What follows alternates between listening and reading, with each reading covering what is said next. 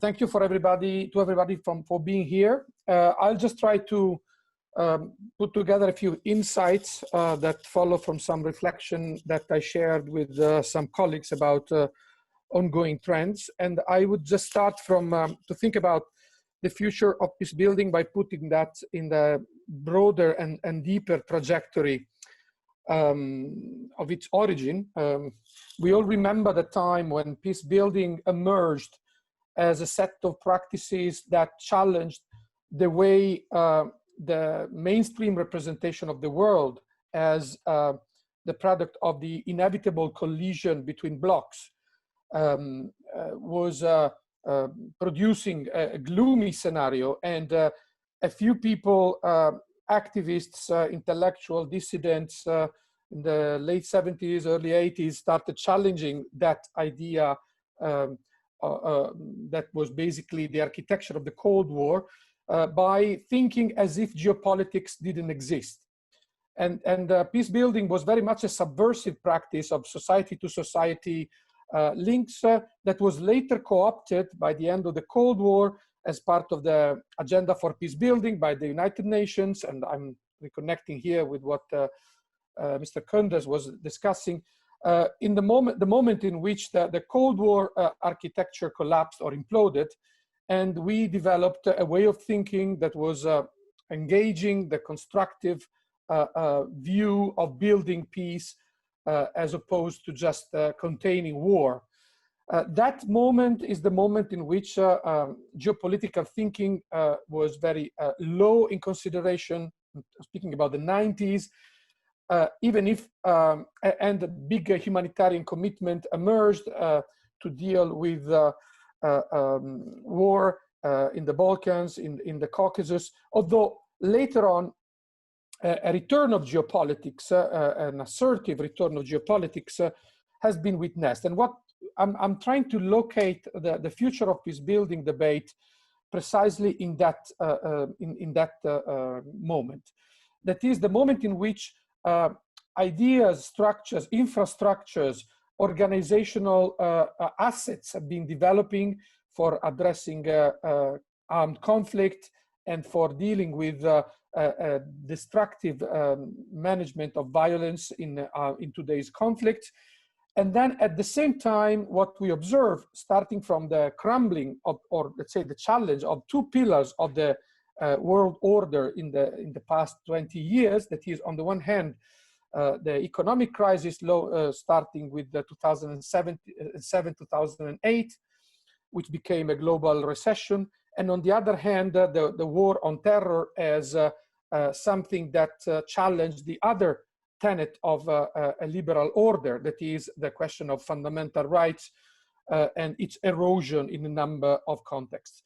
That trend is the trend where we are today, with COVID as exacerbating some underlying trends of erosion of what we have been have developed as a central, as a key cognitive scheme for understanding globalization. That is a globalization led by some liberal ambition to build cooperation at an international level, and peace building in its institutionalized form, that is to say, the UN approach to peace building, liberal peace building, and so on, has been under criticism in the past few years. At the same time, a new scheme has not emerged. So where we stand today, and I'm speaking as a professor of international relations, is a moment in which COVID-19 and the global pandemic has, in fact, shed light on existing contradictions. And at the same time, the idea of multilateralism as a form of responsible form of running interventions and assistance and aid in global terms is challenged by the fact that the biggest states are in clear confrontational mood. I'm talking about the US and China, but not only. There's competition for hegemony, including in the narrative field, in the discursive field, And at the same time, we are facing an unprecedented situation where the hegemonic power, the United States, is nowhere to be found leading the response to COVID-19. Unlike what happened with Ebola and previous form of pandemics. So we have a problem at the very top of the international system, and peace building is located in a moment where an order is clearly contested. It is contested in a number of ways, including by what I call COVID populism, that are those militia-like armed activists that patrol the governor's buildings in the United States in synchrony with the White House. This is something unprecedented somehow, and that are challenging restrictions, that are endorsing an idea of freedom in terms of individual freedom that is propagating worldwide, and that has its own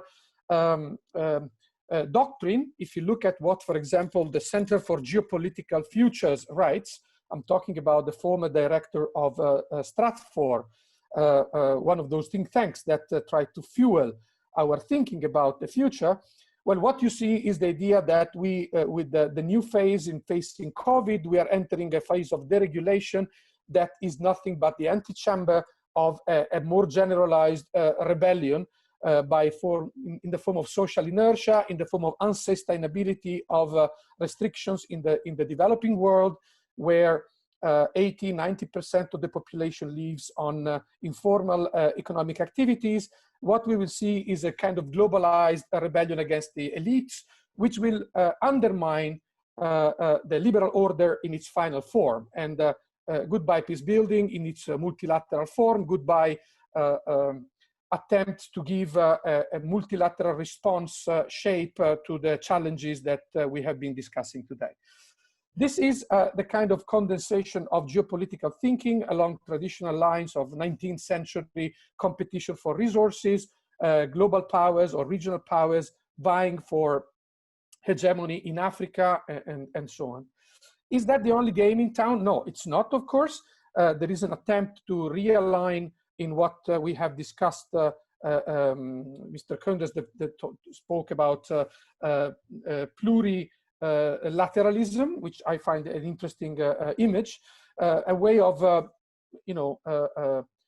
finding new forms of alignment in solving the problem of collective action at the global level. This is the context where peace building emerges. And if sovereignist doctrines gain the upper hand, it is clear that peace building is condemned to go back to where it came, that is, to a kind of subversive practice that sees a liberal sensitivity connected with grassroots activism in the form of civil society organizations that are seen with an eye of skepticism, if not hostility, by state practice. This is already happening. I mean, if you talk to civil society... Just 1 minute, Francesco. Yes, I will conclude on that. If you talk to, and I've been doing a lot of research in the Sahel, if you talk to civil society organizations in the Sahel, in North Africa, you often find them, and you even find EU officers describing them as, they used to be our allies, and now with the refugees, migrants, containment policies, and so on, they're often at the other side of the street. They are considered no longer the articulation of a global project, but they are seen as watchdogs critical of state practice at a number of latitudes. All of that, and I will want to conclude on that note, suggests that the tectonics of global politics are on the move. They're clearly moving. Peace building is something that is very much based on a trajectory of institutionalization. To some extent, it is being deinstitutionalized. It's going back to civil society and oppositional form. But this is not the last, at the end of the story, because the production of collective action, even if you look at pandemics in the 19th century, has always brought about new forms of cooperation. And that is an optimist element. I do believe that there will be new forms in which peace building will exist, will be funded, and will re-aggregate collective action at the global and regional level. Thank you very much.